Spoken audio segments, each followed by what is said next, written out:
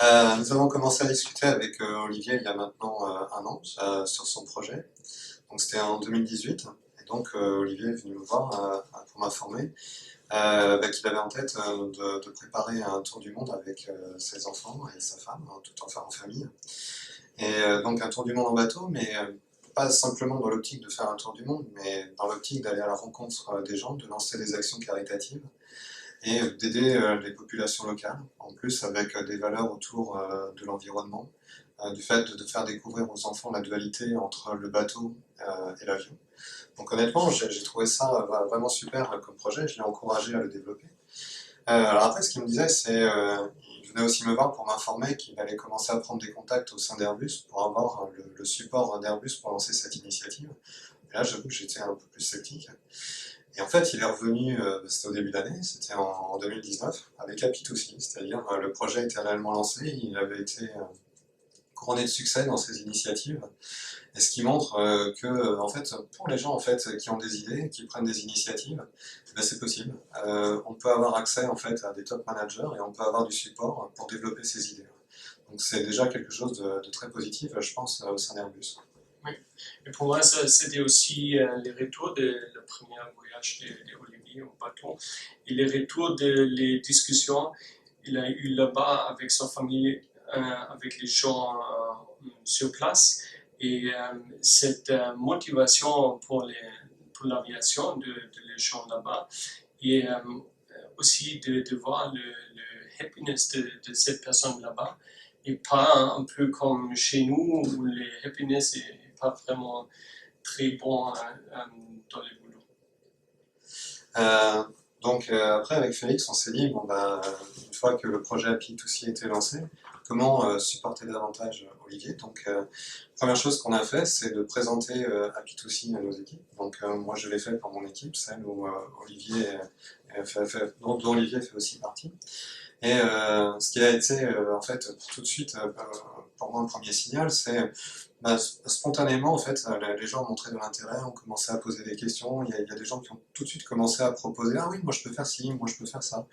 Et du coup, on a rapidement identifié une équipe d'une dizaine de personnes qui voulaient, en fait, supporter le projet à différents degrés. Donc c'est aussi, en fait, ce qui est amusant de voir, c'est en fait, quand on lance quelque chose et si on laisse les gens s'organiser, eh bien, en fait, spontanément, certains vont proposer de faire, par exemple, une aide pour Olivier pour lui monter son site internet. D'autres avaient vraiment envie de s'engager dans le fait de trouver des partenaires pour monter les actions caritatives. Et du coup, tout s'est fait très naturellement et très spontanément. Donc, c'est pour moi un bon exemple en fait de ce qu'on peut générer avec en fait du self-empowerment. Oui, c'est ça. Et pour moi, en plus, ça c'était l'esprit avec les personnes. Ce sont les personnes dans notre équipe qui ne travaillent pas ensemble tous les jours, qui sont un peu sur des sujets différents. Et avec ça, il y avait vraiment des bonnes discussions et les bons projets. Ça, c'était vraiment les volunteering pour ça. Et vraiment très impressionnante cette activité dans notre équipe. Aussi dans les vies privées pour ça. Alors, c'est effectivement, en fait, moi, ce qui m'a surpris au début, c'est la qualité des liens qui se sont créés. C'est-à-dire, en fait, c'était pas des liens comme on a dans un contexte professionnel, mais c'est plus le type de lien qui se crée avec une bande d'amis, je dirais, qui veulent monter une excursion ou quelque chose, et là, c'était pas sur ce sujet-là, c'était parce que les gens avaient envie de contribuer à Pitoussi, parce qu'ils connaissaient Olivier, et parce que certains avaient vraiment envie de s'engager dans une action caritative. Et du coup, ça a vraiment créé en fait des liens et quelque chose d'autre dans l'équipe, et c'est une des premières retombées du fait d'avoir supporté Apitoussi. Ce qui était amusant de voir aussi, c'est de voir la rapidité avec laquelle en fait les choses ont avancé, puisque en fait, à partir du moment où on a fait la première communication, 2 semaines après, il y avait déjà en fait 2 associations identifiées en Dominique. Dominique, c'est le lieu où on a décidé de faire des actions caritatives. Donc 2 associations identifiées. Et en fait, 2 personnes spontanément ont contacté après ces associations pour définir avec elles les besoins locaux. Et on est arrivé donc au bout de 3 semaines avec déjà un poster dans le couloir qui en fait donnait aux gens la possibilité de faire des dons sur des besoins qui avaient été identifiés en local. Donc honnêtement, en 3 semaines, c'était déjà un super achievement, avec une planification qui était aussi d'avoir du support dans les écoles, puisque l'idée c'est de collecter du matériel scolaire, donc des cartables par exemple pour les enfants de Dominique, en ciblant le fait de faire une première collecte à la fin de l'année scolaire, donc vers le mois de juin, une deuxième en septembre, pour récupérer en fait du matériel pendant l'été les gens auraient décidé en fait d'acheter des nouveaux matériels. Et donc tout ça, ça s'est organisé en 3 semaines. Donc c'est assez impressionnant de voir ce qu'on peut atteindre avec des équipes qui sont motivées, qui s'organisent d'elles-mêmes et qui derrière en fait vont directement pour obtenir leurs propres résultats et se sont appropriés ce qu'ils voulaient faire.